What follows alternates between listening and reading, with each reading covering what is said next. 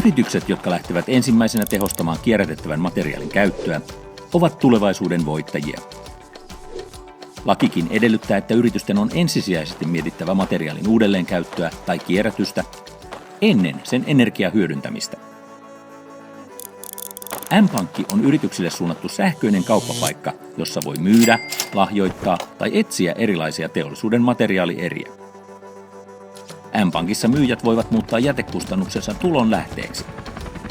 Ostajille se on turvallinen ja helppo kanava hankkia materiaalia edullisesti useilta eri tahoilta.